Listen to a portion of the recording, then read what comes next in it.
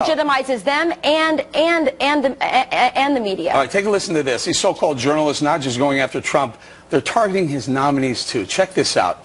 Disgusting and racist comment about the family of Jeff Sessions. An MTV writer mocks his Asian granddaughter at his confirmation hearing this week, saying he should, quote, return the Asian baby to Toys R Us where he stole her from. Staying with you, Rachel. The irony is, the left calls Sessions the racist. This is absolutely outrageous. And remember, this was MTV who, just a couple weeks ago was giving us lectures on white privilege. It's such selective outrage. Where are all the people on the left? A few people have come out to their credit and told him he should get off of Twitter. He absolutely should. But MTV should fire this man. This is absolutely outrageous and flies in the face of all the multiculturalism and tolerance that MTV purports to be advancing. Mercedes, were you shocked by that comment as well? No, I'm not anymore. We have to be real here, Eric. I mean, MTV is no news organization. It's like BuzzFeed. I mean, they try to just make that splashy headline and make these outrageous comments. They can't be taken seriously. I mean, these guys are trying to just try to target these younger demographics. It's not working. I think at the end, they just got to be ignored. I mean, it's just, I don't know, Mercy. I think if someone had said that about someone on the left, about the family of the Obamas, the left would be going apoplectic about how racist of a comment that was. Let me bring Gene in.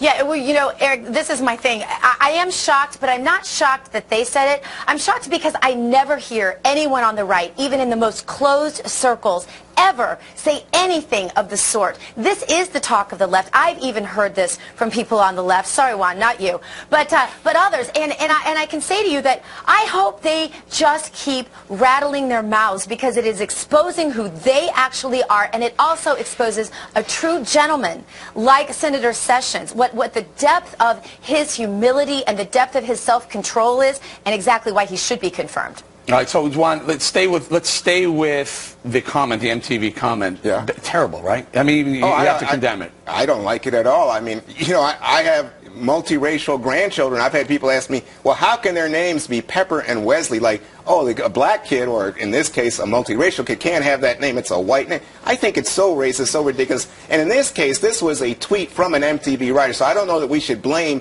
MTV. They said that his opinion does not reflect their opinion, but I agree with all of you. I think it is over the top. Let me just quickly add on the race front. But Juan, Mercedes, when I heard you say, oh, Donald Trump hasn't done anything racist, and they say, oh, Ben Smith and BuzzFeed said he could be called racist, I heard Paul Ryan, the Speaker of the House, now one of the new President-elect's best allies, say that his behavior in the past was the definition of racism. Look, Paul Ryan is not part of a news organization. I'm talking about plain, simple journalism. This is about reporting the news. Right. This is an editor of what they consider a news site saying, you guys it's all fair game. You can call him a racist. Well, I just don't, it just doesn't fit what I would use to the journalist's perspective. What it's is the obsession. Well, guys, hold on. Go ahead, Juan. It speaks. I want Juan to react. Go ahead, Juan. Juan, it speaks to the Well, I was just going to say, I mean, Paul Ryan said that. I mean, to me, for Donald Trump to jump up and scream about the fake news and BuzzFeed and all the rest, his behavior, he's the guy that started the birther movement. Remember that? That talked about fake news, and everybody reported on it and followed it for months. All right, let's get Gene in. I would just say the bottom line is this. Every nominee brings their family with them to these confirmation hearings. And what this quote does, it exposes the obsession on the left with race and their willingness to even hurt in order to make their political point. All right, Gina, wrap it up. We got to go quickly. Your thoughts. Final thoughts. Yeah. Well, I do think that race is something that is used as a weapon by the left, and I think that people on the right really do look at content of character, and that's where their focus is, and that's where it's always been, and I think that's where President-elect Trump's focus has always been as well. And it's so funny how they never want to look at the good record of things that people have done on the right, but they always want to focus in on one word and twist it and repeat the lie over and over again. It's Zelensky. Sorry, Juan, I got to cut it off right there. I know you have a lot to react to, but coming up, Twitter may be going on trial, the site being sued by some families of terror attack victims, why they say the social media giant is helping ISIS. Twitter getting sued in the fight against terror. The family of 3 Americans killed by ISIS supporters during attacks in Belgium and France, accusing the social media company of failing to keep terrorists off its platform. They say it's helping ISIS recruit and carry out their violence. So, Gina, should all sites like Twitter, Facebook, etc. be doing more to block terrorists?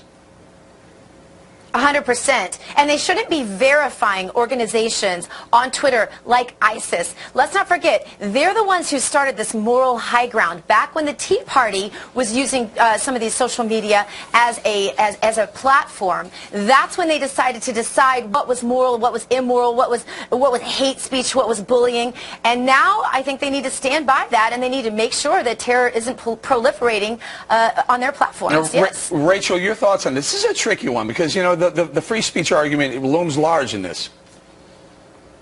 Well, if you're going to do that, let's go all the way back and sue Al Gore for inventing the internet.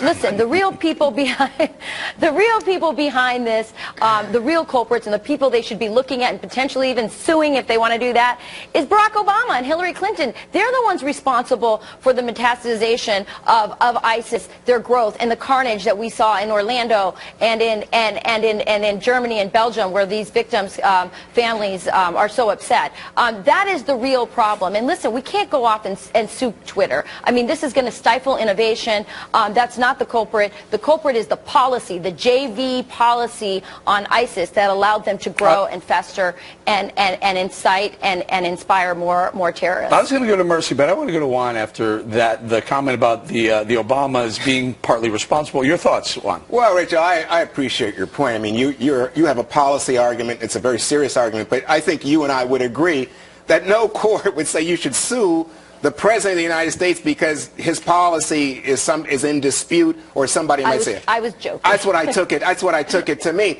But I think that in general, going back to some point I agree with Gina on. Gina, I think you're right. You know, these people have to do a better job of keeping bad guys off. I didn't realize you said they had verified some of these terror actors. That's outrageous. But I do think that, you know, going back to what Eric said about First Amendment rights, we don't want any of these big corporations limiting who can speak, and I think conservatives should be very worried about this point. Very good. Mercedes, final thought. And as a conservative, I am very worried about that point. It's a fine line for these organizations. I have to tell you, Facebook came out with a statement saying that they swiftly act when they see terrorist content on their site. With that being said, obviously, it's part of it is going to be Facebook working, and Twitter and these other social media organizations working closely with the intelligence community when there's a red flag. So, but you also have to be very careful that you don't limit information on these different sites. The key is to ensure that we do have that coordination with the